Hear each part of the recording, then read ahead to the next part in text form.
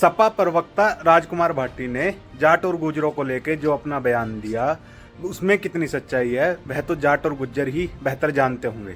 लेकिन राजकुमार भाटी जिस पद पे हैं और जिस मंच से वह बात कर रहे थे उनकी भाषा बहुत ही ज्यादा गलत थी। इस बात पे लेके उनकी जितनी निंदा हो उतनी कम है। मैंने भी उनका विरोध किया और उनकी निंदा की, लेकिन अगर आप उनका पूरा वीडियो देखोगे तो आपको समझ में आएगा उन्होंने जो बात कही वो महाभारत के संदर्भ में कही। जिस तरीके से महाभारत में द्रौपदी के 5 पति बताए गए हैं उसको लेके उन्होंने जाट और गुजरों से जोड़ा। अगर हम सवाल राजकुमार भाटी से कर रहे हैं तो अब तो सवाल उन लोगों से भी होगा ना, उन पाखंडी पंडित पोंगा से भी ये सवाल होगा कि उन्होंने कैसे महाभारत में माता द्रौपदी के 5 पति बताए हैं। जो बड़े बड़े पंडाल लगा के वो कथाएं सुनाते हैं उसमें भी बताते हैं, और जो हमें स्कूलों में जो किताब पढ़ाई जाती है उसमें भी इस बात का जिक्र होता है।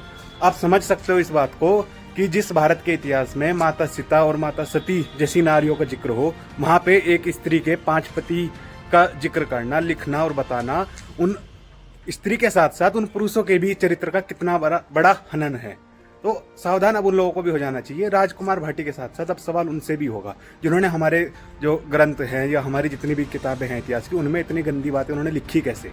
सवाल अब उनसे होगा। ये लोग बहुत दिनों से परेशान थे कि राजकुमार भाटी ने ऐसा बयान दिया है, तो अब तुम भी बताओ, इस चीज़ का जवाब दो कि यह सच्चाई है कि 5 पति थे, यही तुम लोगों ने मिलावट करी है हमारे जितने भी धर्म ग्रंथ है, और तुमने कैसे माता द्रौपदी के और जितने भी 5 पांडव भाई थे उनके चरित्र पे तुमने सवाल उठाया। एक तरफ तुम कहते हो कि जो लक्ष्मण थे उन्होंने माता सीता का चेहरा नहीं देखा था क्योंकि जो भाभी है वो मां समान होती है, और दूसरी तरफ तुम जितने भी जो युधिष्ठिर को छोड़ के बाकी पांडव थे जिनकी द्रौपदी भाभी लगनी चाहिए थी वो उनके साथ तुम लिख रहे हो कि पति का रिश्ता था। तो ये वीडियो शेयर जरूर करना उन लोगों के लिए, क्योंकि सवाल अब उनसे ही पूछा जाएगा।